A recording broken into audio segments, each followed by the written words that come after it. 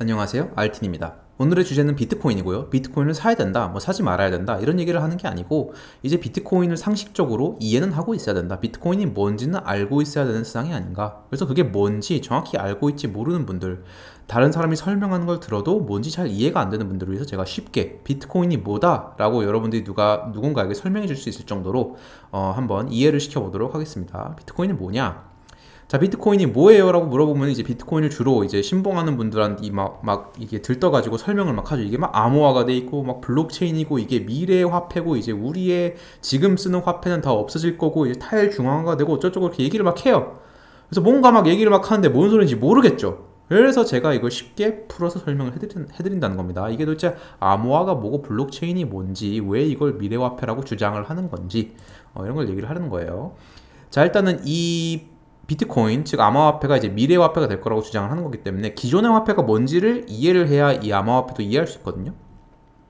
기존의 화폐는 뭐냐면 사람들의 거래를 편하게 해준 거죠. 그래서 옛날에는 물물교환 하다가 불편하니까 이제 금 같은 금속을 쓰다가 이제 지금은 지폐로 바뀌었고, 이 지폐가 디지털화된 게 요즘 쓰고 있는 거죠. 요즘에 쓰고 있는 여러분들의 화폐는 지폐가 뿌리가 있긴 한데 지폐를 쓰지 않고 이 지폐가 디지털화된 숫자로 왔다 갔다 하는 걸 쓰게 되는 거고요. 이 다음 단계가 암호화폐 아닌 거냐 막 이렇게 이걸 믿는 분들을 주장을 하는 거죠. 진짜로 아닌지 모르지만. 자, 아무튼 자, 현대 시스템에서의 거래를 이해를 하려면 지폐 기반이긴 한데 실제로 지폐가 왔다 갔다 하는 경우는 이제는 거의 없었죠. 지금 이루어지는 거래의 뭐 2% 이하라고 합니다. 98%는 디지털적으로 이루어진다. 그럼 어떻게 디지털적으로 이루어지냐? 예를 들어서 철수가 짱구한테 10,000원을 계좌이체한다고 쳐봅시다. 그럼 어떤 일이 벌어지죠?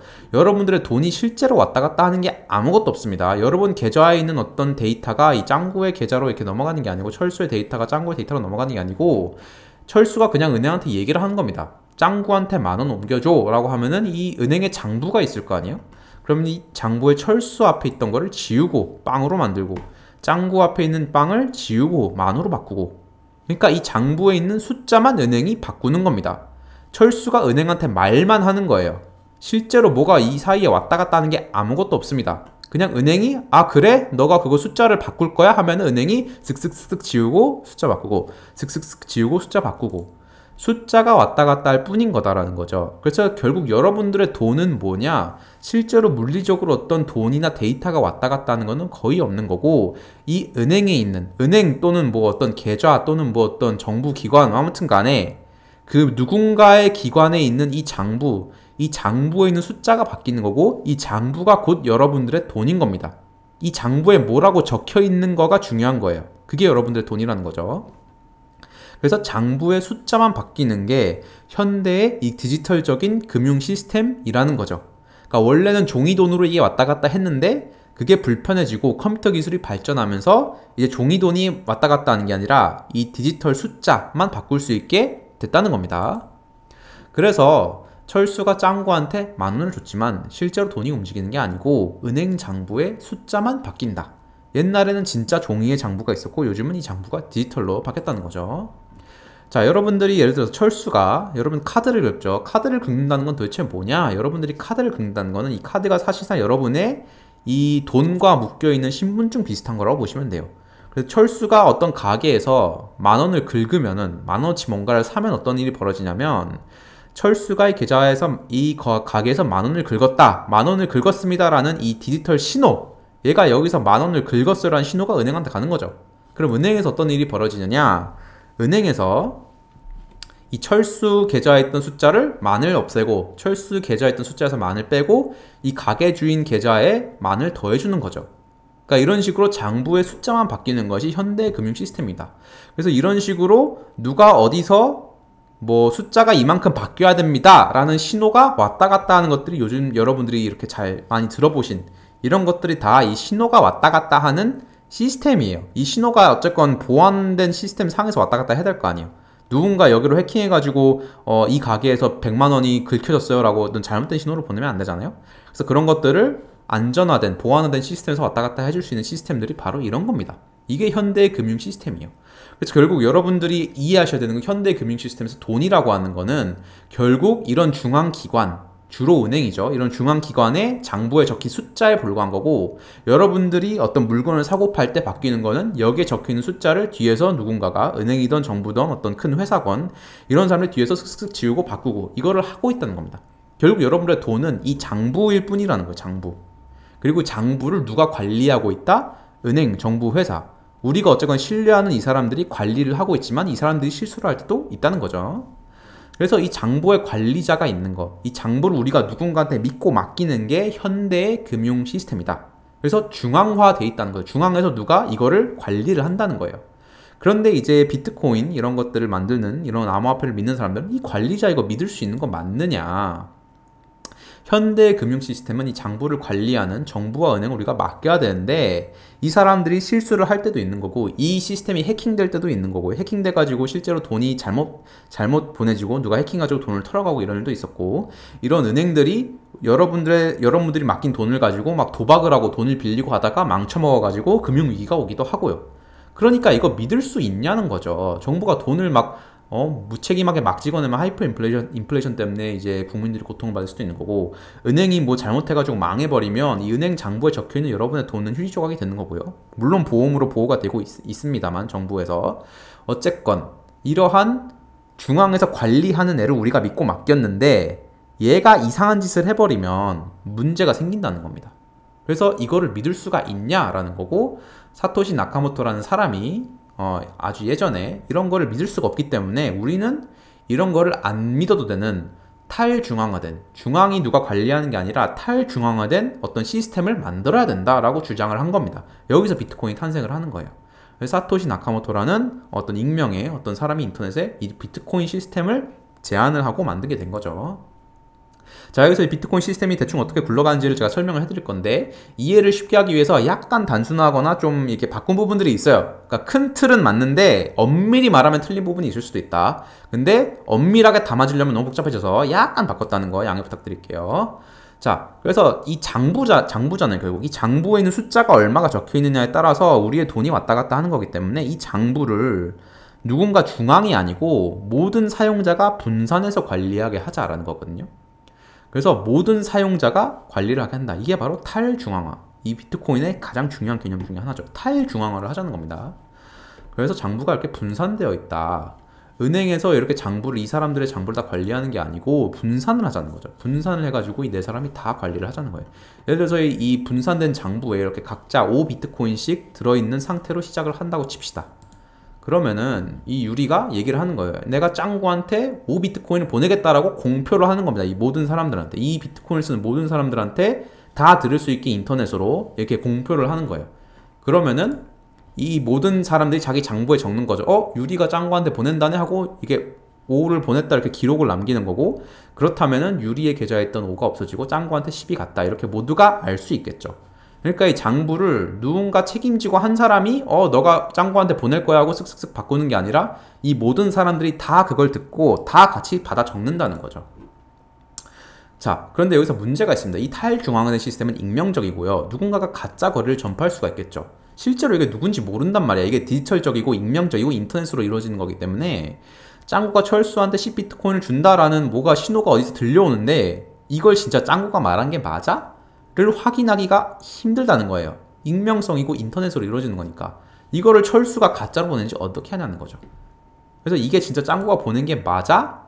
라는 거를 어떻게 알라? 그리고 철수가 가짜로 사기를 쳐서 말하는 거면 이거를 하기 위해서 자, 중앙화는 이런 문제가 없어요. 중앙화는 간단합니다. 신분증, 문자인증, 공인인증서 이런 걸로 그냥 실명으로 이루어지기 때문에 너가 진짜 이 계좌의 주인이 맞아라고 하는 걸 확인하는 거는 어렵지 않죠. 중앙화는. 근데 탈중앙화를 하려니까 이게 복잡해지는 거고요.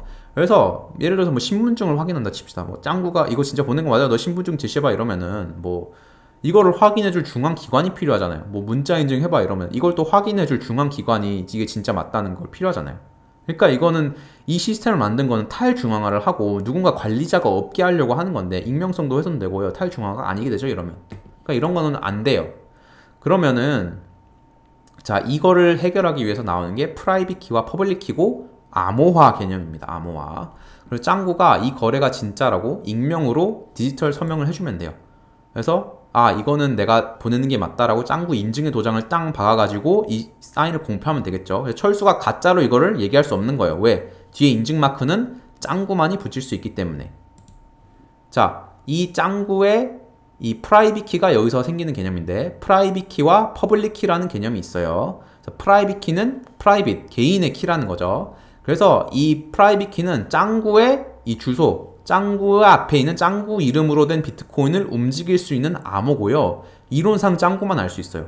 그래서 이 프라이빗 키가 털리면, 이 암호가 털리면은, 해킹으로 털리면은 누군가가 내 비트코인을 마음대로 움직일 수가 있는 거죠. 그래서 어쨌건 이 프라이빗 키라는 게 비트코인을 움직이기 위해 필요하다.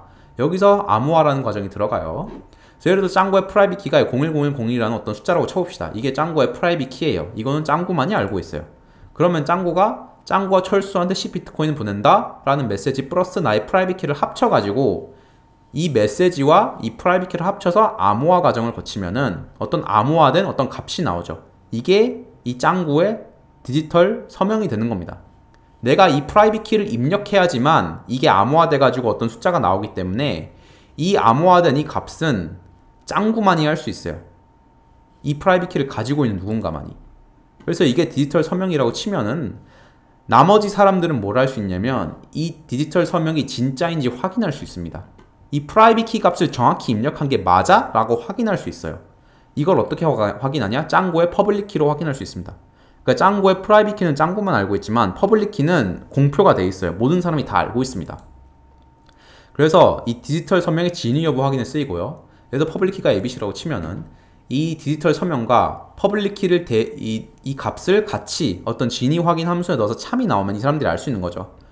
야, 이게 짱구가 철수한테 10비트코인 보냈는데 그리고 이 서명이 있어. 이 서명 진짜야? 하고 나머지 사람들이 확인을 해보면은 아, 맞네. 그러면은 아, 짱구가 철수한테 비트코인 보냈다라고 장부에 적는 거죠. 근데 만약에 이걸 확인해 봤더니 거짓이라고 나와. 그러면은 아, 이거 누가 잘못된 신호를 보낸 거다. 짱구가 이걸 보낸다고 신호를 보낸 게 아니다. 올바른 프라이빗 키를 사용하지 않았구나라고 알 수가 있어요. 그래서 그게 알 수가 있기 때문에 잘못된 서명이 돼 있으면은 장부에 나머지 사람들이 안 받아 적는 거죠. 그래서 이 프라이빗 키라고 하는 거는 짱구 계좌에 있는 코인, 이 코인을 움직일 수 있는 어떤 암호라는 거예요. 그래서 이런 뉴스를 보셨을 겁니다. 누군가가 하드디스크에 옛날에 비트코인을 막 많이 사놨는데 이거를 잃어버려가지고 여자친구가 다 버려가지고 4천억어치 비트코인이 이 하드디스크 안에 들어있다. 그래서 이거를 막 찾으러 다니고 있다. 이런 뉴스가 있는데 이 비트코인에 대해 이해를 하고 있지 못하면은 이 디스크 안에 4,600억에 해당하는 어떤 비트코인, 예를 들어서 뭐 1000개에 대한 어떤 코드, 비트코인 1번 비트코인 뭐뭐뭐뭐 2번 비트코인 뭐뭐뭐뭐 3번 비트코인 뭐뭐 이런 코드가 있을 거라고 생각하는데 그런 게 아니고요.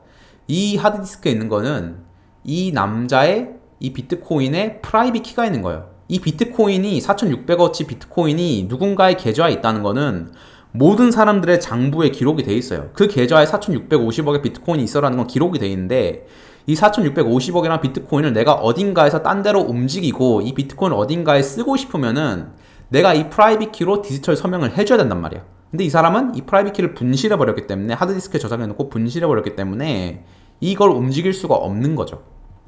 그런 문제가 생긴다는 겁니다. 그래서 비트코인 지갑 안에 들어있는 건 여러분의 프라이빗 키다라는 거고요. 여기서 이제 암호화 화폐라는 말이 이래서 나오는 겁니다. 익명성과 탈중앙화를 위해서 프라이빗 키를 통해서 암호화를 해야 되기 때문에 암호화된 화폐라는 거죠. 자, 그 다음 개념 여러분들이 아셔야 되는 게 바로 블록체인입니다. 블록이 있고 이게 체인으로 여러 개 고리로 이렇게 블록들이 여러 개 연결된 이게 블록체인이거든요. 그럼 블록체인이 왜 있어야 되느냐, 왜 있어야 되는지를 설명해 드릴 건데, 자, 이런 비트코인 시스템 만들었죠. 그리고 이 인증하는 시스템까지 우리가 만들었어요. 그래서 익명적으로 어쨌건 내가 서명을 할 수가 있고 내 서명을 바탕으로 이 사람이 진짜로 이 코인을 움직이려고 한다는 걸 알 수가 있어요. 그래서 유리가 맹구한테 보낸다, 맹구가 철수한테 지금 보낸다, 짱구가 철수한테 보낸다, 이렇게 서로 막 공표를 하고 막 받아 적고 있단 말이야. 자, 근데 탈중앙화라서 문제가 생깁니다. 왜? 유리의 컴퓨터에는 이 유리가 먼저 얘한테 보낸다는 신호를 보냈고요. 그 다음에 맹구가 철수한테 보내는 신호가 들어오고 그 다음에 짱구가 철수한테 보내는 신호가 들어왔어요. 그래서 유리의 장부 기준, 유리가 받아 적은 장부는 이거예요.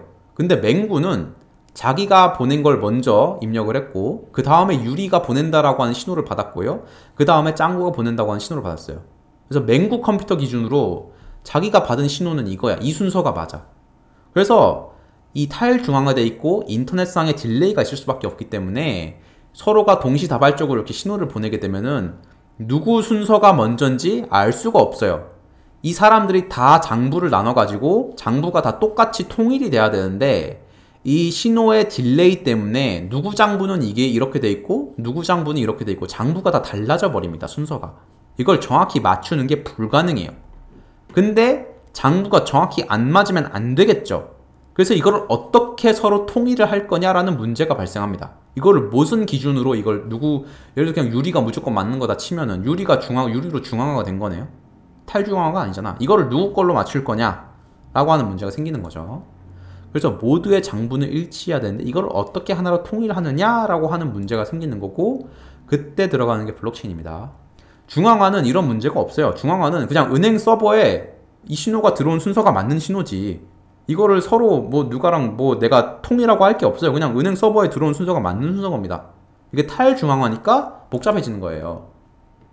근데 순서가 꼬이면 단순히 그냥 장부가 일치 안 하는 정도가 아니라 더블 스펜딩이라는 큰 문제가 생길 수 있거든요. 이게 무슨 문제냐? 자, 예를 들어서 짱구가 거의 동시에 신호를 보냈어요. 거의 동시에 두 개의 신호를 보냈는데 짱구가 철수한테 보낸다, 짱구가 맹구한테 보낸다. 근데 짱구는 5밖에 없거든요. 5밖에 없는데 이 5를 가지고 철수한테도 보내고 맹구한테도 보낸다고 신호를 보내버린 거예요. 그럼 이런 어떤 문제가 생기느냐? 어떤 신호가 먼저 왔냐에 따라서 결과가 완전히 달라집니다. 예를 들어서 짱구가 철수한테 보낸다가 먼저 왔어요. 그 다음에 짱구가 맹구한테 보낸다가 그 다음이라. 자, 이 순서대로 내가 한다고 치면은 짱구는 0이 되고요, 철수는 10이 되고요, 맹구는 5가 되네요.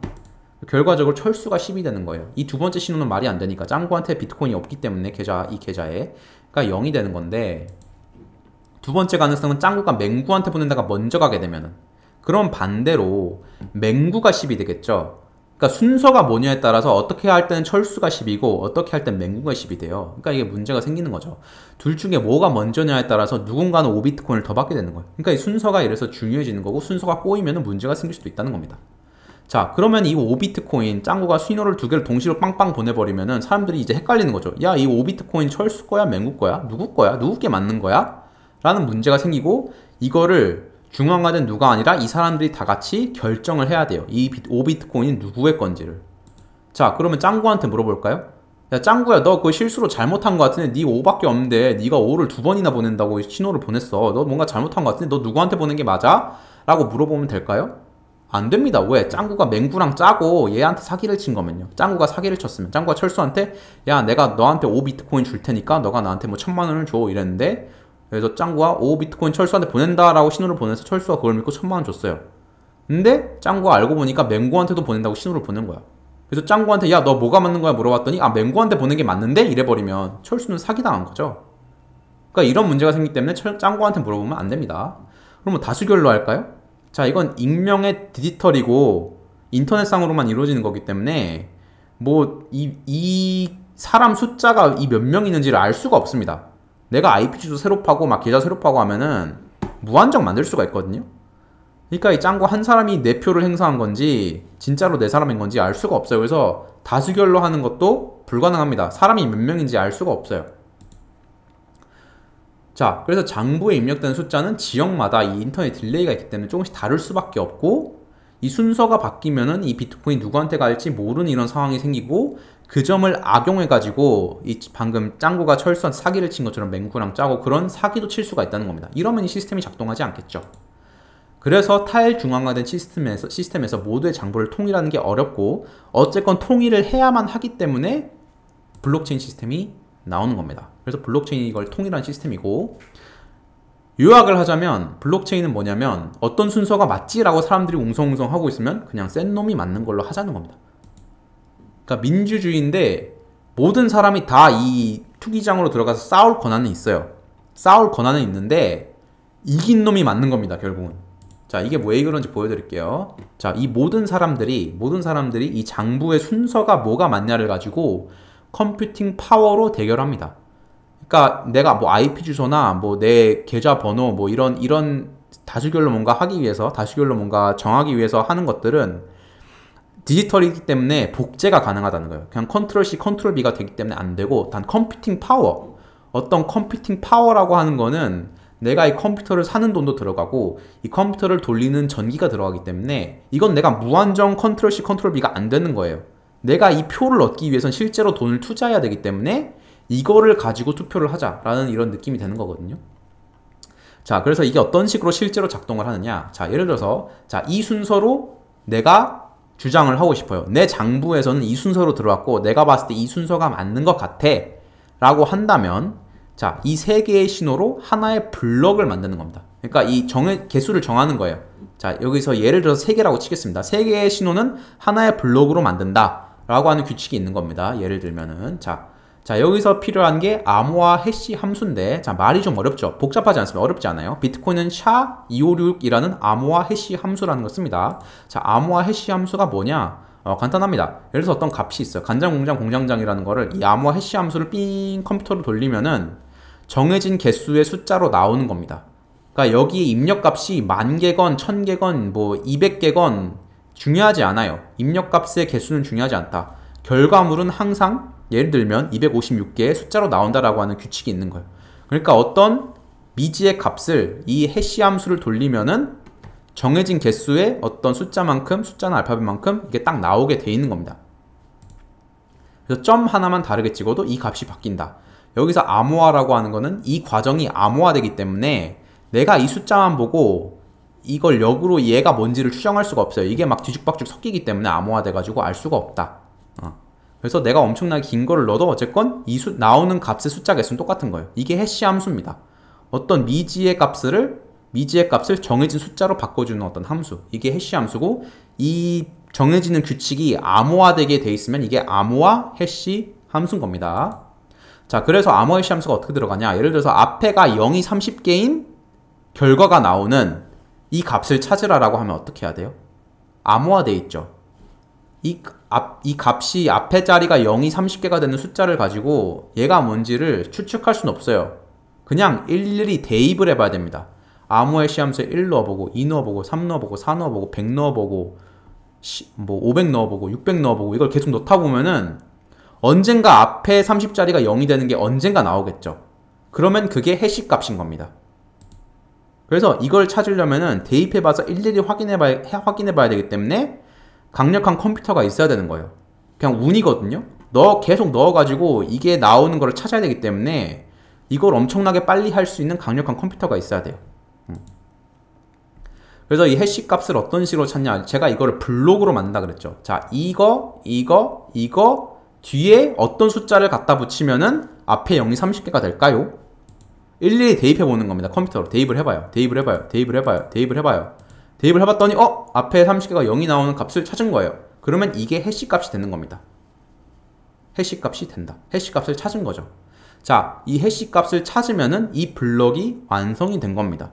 그러니까 나는 이 순서대로 하고 싶은데 뒤에 해시 값을 붙여야 되는 거고, 이 해시 값을 찾아야지만 내가 이 순서가 맞다라고 주장을 할 수가 있는 겁니다. 그래서 짱구가 컴퓨터를 막 돌려가지고 이 해시 값이 이거라고 찾았어요. 그럼 내가 이 블럭이 완성이 됐어요 라고 공표를 하면 나머지 사람들은 이 블럭을 받아들이는 거죠. 아, 짱구가 이걸 찾았구나. 이 순서가 맞겠지. 그냥 이 순서가 맞다고 정한 겁니다. 그래서 이 해시 값을 찾기 위한 무한 경쟁이 벌어지게 되는 거예요. 해시 값을 찾기 위해서 무한 경쟁이 벌어지고 먼저 발표하면 이 블럭이 인정되는 겁니다. 그래서 짱구는 이 순서가 맞는 것 같고, 철수는 이 순서가 맞는 것 같고, 유리는 이 순서가 맞는 것 같아요. 서로 막 컴퓨터로 막 돌리고 있어요. 여기다 막 대입을 막 하고 있어요. 앞에 0이 30개가 되는 어떤 값을 찾기 위해서 막 돌아가고 있어요. 막 대입을 하다가 짱구가 찾았어요. 이 값을 대입하니까 0이 30개가 돼. 그러면은 나머지 사람들은 이제 이 순서는 이제 포기하는 거고 짱구 거로 그냥 통일을 하는 겁니다. 이게 블록체인이고, 자, 왜 블록체인이라고 하냐면, 자, 블록을 이제 이런 식으로 해시 값을 통해서 완성이 되는데, 다음 블록 있죠. 자, 첫 번째 거래, 두 번째 거래, 세 번째 거래, 여기까지는 이제 인정이 된 거고 이게 블록이 완성됐으니까, 자, 네 번째, 다섯 번째, 여섯 번째 거래는 뭐죠? 이 네 번째, 다섯 번째, 여섯 번째 거래를 여기다 갖다 붙여야 되는 건데, 이때 이 앞에 있는 값은 이전의 해시 값을 그대로 따와야 돼요. 그러니까 이 해시 값을 그대로 따오고 이거를 다시 해시 함수를 넣어서 앞에 0이 30개가 된 예를 들면 찾아야 되기 때문에, 이래서 블록체인인 겁니다. 얘의 해시 값이 다음 거의 시작이고 얘의 해시 값이 다음 것의 시작이고, 이게 무한정 연결이 되기 때문에 블록체인이라고 하는 겁니다. 그래서 비트코인 장부의 구조는 어떻게 되냐면 이렇게 블록체인으로 되어 있는 거고, 첫 번째 거래, 두 번째, 세 번째 거래, 네 번째, 다섯 번째, 여섯 번째 거래, 일곱 번째, 여덟 번째, 아홉 번째 거래, 이런 식으로 거래들이 계속 줄줄이 있는데 그것들이 블록으로 묶여 있고 이 블록마다 해시 함수가 있는 거죠. 그리고 이 앞에 있던 해시 함수는 다음 거에 이 해시 값은 다음 해시 값의 시작이에요. 다음 블럭의 시작. 그래서 이런 식으로 끊임없이 연결이 되어 있는 거고, 이렇게 연결이 되어 있기 때문에 오래된 블록체인의 기록일수록 조작이 힘들어요. 그러니까 여기 있는 거 어떻게 조작할 수가 있는데, 여기 있는 거 조작하려면 어떻게 되냐, 여기서 맹구가 철수한테 원래는 뭐 10이었는데 50으로 내가 조작을 하려고 해요. 이 장부를 50이라고 조작을 하고 싶어. 그럼 이 장부가 맞아 떨어지려면 어떻게 되냐, 여기에 대한 해시값 다시 찾아야 되죠. 이 해시값을 여기에 넣어가지고 또 이 해시값 또 찾아야 되죠. 그럼 여기 있는 해시값 여기 넣고 여기 있는 해시값 또 찾아야 되고 또 찾아야 되고 또 찾아야 돼요. 그러니까 오래된 블록체인에 들어간 지가 오래돼가지고 뒤에 이 사슬이 많이 붙은 애들은 이거 하나 조작하려면 나머지를 다 바꿔야 됩니다. 해시값을 맞추기 위해서. 그래서 조작이 힘들다고, 블록체인은 조작이 힘들다라고 하는 게 여기서 나오는 거예요. 그래서 비트코인에 거래된 모든 기록들이 모든 이 비트코인 노드, 비트코인에 참여하고 있는 네트워크의 사람들의 장부에 기록이 되어 있는 겁니다. 그래서 비트코인이 그동안 수십만 번 거래가 왔다 갔다 하는 게 다 기록이 되어 있는 거고, 이 기록된 순서가 블록체인으로 통일이 되어 있는 겁니다. 블록체인을 해가지고 해시값 찾은 사람 기준으로 통일이 되는 거예요. 그래서 암호화가 돼 있다. 그래서 여기서 룰이 가장 긴 블록체인이 맞다는 거거든요. 그래서 예를 들어서 어떤 블록이 동시에 두 개가 빵 발표가 됐어요. 그럼 누구께 맞는 거지? 모르죠. 그럼 기다리는 겁니다. 기다렸더니 얘가 길어졌어. 이 블록체인 뒤에 붙는 블록은 사람들이 빨리 못 찾았어요. 그래서 얘가 길어졌다면 얘가 맞는 겁니다. 얘는 이제 없는 거예요. 사람들이 얘로 통일을 하는 겁니다. 서로 뭐가 진짜로 먼저인지는 알 수 없지만 어쨌건 얘로 통일을 하겠다라고 정하는 거예요. 가장 긴 블록체인은 뭐다? 가장 많은 컴퓨터 연산이 들어간 체인이죠. 해시 값을 이렇게 많이 찾기 위해 들어간 연산이 이것보다는 많겠죠. 그래서 여기서 나온 또 다른 이 비트코인의 중요한 개념이 Proof of Work이라는 거예요. Work. 내가 이만큼의 일을 했다는 걸 프루프, 증명을 했다. 그러니까 해시 값을 찾기 위해 가장 많은 노력이 들어간 체인, 가장 많은 노력이 들어간 체인은 가장 긴 체인이고, 그래서 이 체인이 맞는 거다. Proof of Work이 가장 높은 체인이 맞는 체인으로 통일을 하자는 거죠. 누군가가 정해줄 수 없으니까 이런 식으로 서로 무한 경쟁을 해서 이긴 놈이 맞는 걸로 하자는 겁니다. 그래서 약간 디지털적으로 투표를 하긴 투표를 하는 건데, 이게 내가 그냥 익명으로 투표를 하면 컨트롤 C, 컨트롤 B가 되니까 컴퓨팅 파워로 투표를 하자는 거죠. 컴퓨팅 파워는 돈이랑 시간이 들어가기 때문에 내가 무한정 조작할 수가 없다. 이기 때문에 이렇게 하자는 거예요. 그래서 어쨌건 이 해시 값을 찾는 건 보면은 많은 전기, 이 컴퓨터를 계속 돌려야 되니까 고성능 컴퓨터가 필요하겠죠. 이거를 누가 공짜로 해주겠냐는 거예요. 그래서 공짜로 해줄 사람이 없기 때문에 블록을 완성시킨 대가로 비트코인을 보상으로 주는 시스템을 만든 겁니다. 내가 블록을 완성시켜서 제가 블록 완성했습니다 하면은 이 비트코인 시스템이 너 완성한 거 맞네? 자, 여기 50비트코인 줄게. 이렇게 되는 거예요. 그래서 비트코인 채굴이라는 개념이 생기는 겁니다. 이걸 마이너라고 하는 이유가, 비트코인을 캐낸다라고 하는 이유가, 이런 식으로 비유된 이유가, 이 사람들은 이 엄청나게 거대한 컴퓨터를 돌려서 그 해시 값들을 찾아내고 블록을 완성시키고, 그 블록을 완성시킨 대가로 비트코인을 보상으로 받는 겁니다. 그래서 비트코인 채굴이라는 말이 생기는 거고요. 이 비트코인 같은 경우에는 채굴자들의 채굴 능력에 따라서 10분의 1개 정도의 블록이 완성되도록 해시값 난이도가 조정이 됩니다. 그러니까 비트코인의 블록은 평균적으로 10분의 1개씩 사람들이 찾아내는 거죠. 그래서 암호화 해시 함수를 돌 때 이거를 캐는 이 광부들이, 이 마이너들이 별로 없어요. 컴퓨터가 별로 없으면은 이 난이도가 자동으로 조정이 되는 겁니다. 그래서 앞에 0 5개만 맞으면은 인정해 줄게. 0 5개짜리 찾는 거는 0 30개 찾는 것보다 쉽겠죠. 경우의 수가 훨씬 많으니까. 그러니까 난이도가 낮고 이 컴퓨터가 별로 없기 때문에 한 10분 정도 지나면 0 5개짜리 찾는다. 근데 만약에 컴퓨터가 엄청 많아졌어요. 그러면 컴퓨터가 엄청 많네? 이렇게 많은 컴퓨터가 다 같이 찾게 되면은 앞에 0 5개밖에 안 되면은 막 1분, 2분 만에 사람들이 값을 찾아버리는 거야. 이러면 안 되니까 10분에 한 번 정도 나오게 앞에 0이 20개, 30개로 바꿀게. 이런 식으로 난이도가 조정이 되고 있는 거예요. 비트코인 같은 경우는 그게 10분에 한 번 정도 나오게 이게 조정이 돼 있다라는 거고요.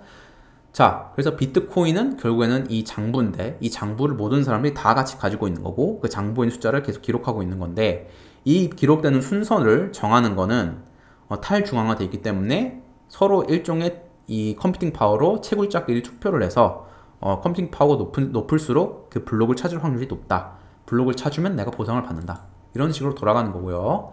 이 블록 하나 만들 때마다 원래 50비트코인씩 줬는데 이게 4년에 한 번 정도 보상이 반토막 나게 돼 있고요. 지금은 블럭당 블럭 하나 완성했을 때 6.25 비트코인을 받게 돼 있습니다.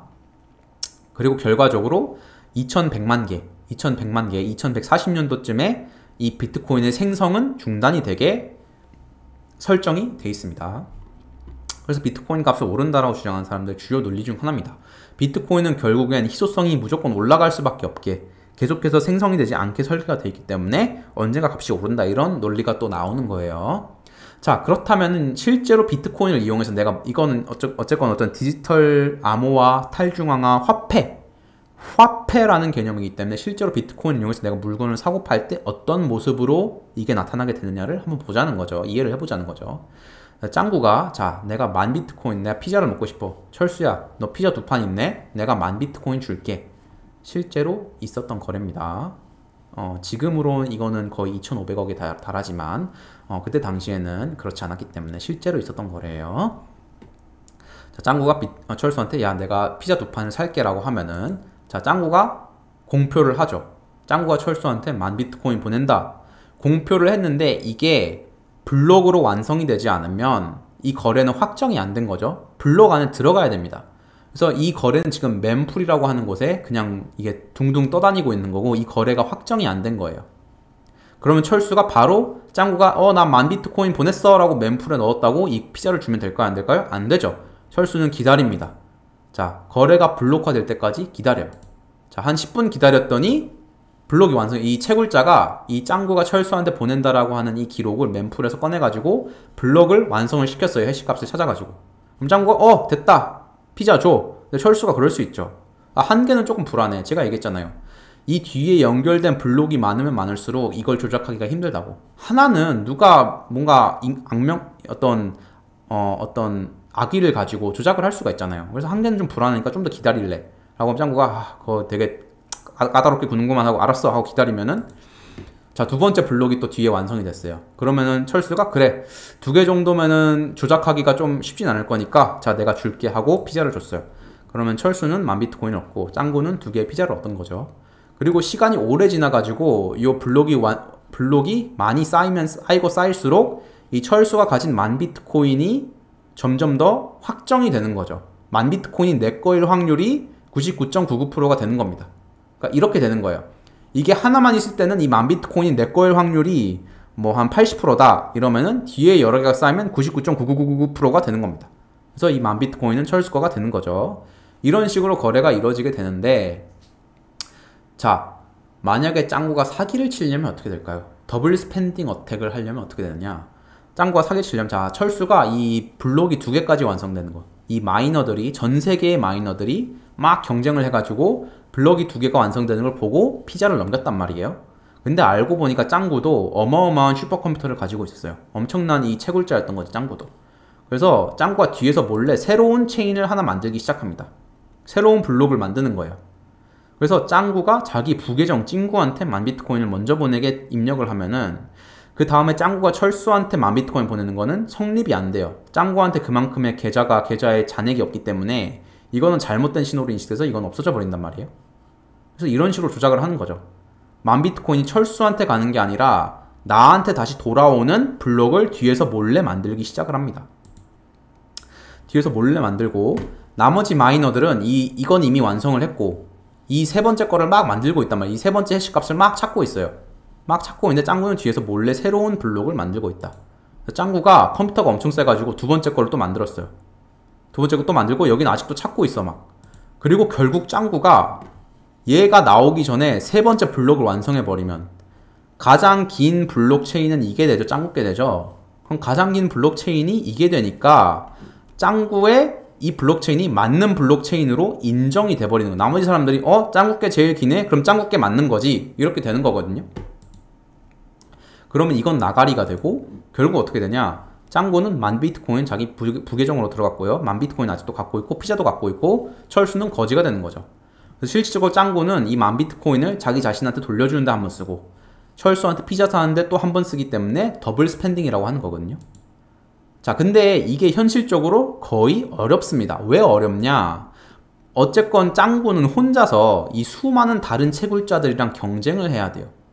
경쟁을 해야 되는데 이 수많은 많은 채굴자들의 컴퓨터를 합친 값이 짱구보다는 보통은 많을 거 아니야. 그래서 짱구가 이미 두 블럭 앞서 있는 거 따라잡고 거기다 또 다음 블럭까지 완성시키려면은 짱구 혼자서는 이 컴퓨팅 파워를 따라갈 수가 없습니다. 나머지 사람들이 훨씬 더 빠른 속도로 블럭을 바바바바 완성시키기 때문에 따라갈 수가 없단 말이에요. 그래서 거의 불가능해. 근데 만약에 짱구가 어마어마한 갑부라서 이 비트코인 네트워크에 채굴하는 컴퓨터의 51% 이상을 가지고 있어요. 과반을 가지고 있어. 그러면 어쨌건 언젠가는 짱구가 앞서 나가겠죠. 해시값을 찾는 건 확률이고 해시값을 막 돌려가지고 찾다 보면은 결국엔 짱구가 과반수를 가지고 있기 때문에 조금씩 앞서 날 거 아니에요. 나머지 사람들보다는. 시간의 문제일 뿐인 거죠. 짱구가 51%를 가지고 있기 때문에. 그러면 짱구가 더 긴 블록체인을 언젠가 만들 수 있겠죠. 그 가짜 블록을, 그 사기치는 블록을 몰래 뒤에서 얘네보다 더 빠르게 만들어버리면 짱구께 맞다 라고 시스템이 채택을 하는 거거든요. 그래서 이렇게 되면 짱구는 비트코인을 자기가 원할 때마다 뒤에서 다른 블록을 빠바바박 만들어가지고 몰래 만들어가지고 이 더블 스pen딩을 할 수가 있다. 그래서 비트코인을 자기 마음대로 주물럭주물럭 할 수가 있게 되는 거거든요. 그래서 비트코인 시스템의 전제 조건은 최소한 50%, 최소한이 절반의 참여자는 정직할 것이다. 이런 사기를 치지 않으려고 할 것이다 라고 하는 게 전제 조건이고 실제로 보통 이렇게 작동을 하게 되는데 이 비트코인을 만든 사토시 나카모토는 이 51%의 문제가 생기는 게 거의 불가능할 거라고 생각했어요. 수십만 명의 전 세계의 사람들이 비트코인 네트워크에 참여를 하고 있는데 그 중에 과반 이상이 이런 나쁜 짓을 할 거라고? 그렇지 않을 거야 라고 생각을 했지만 실제로 지난 수년간 이렇게 써봤을 때 이게 실제로 이런 일이 생겼거든요. 2014년도에 마이닝 풀, 자 여러 마이너들이 서로 이렇게 조합을 만들거든요. 혼자 하면 힘드니까. 이 Gash.io라는 마이닝 풀이 실제로 51% 연산력을 가졌던 적이 있어요.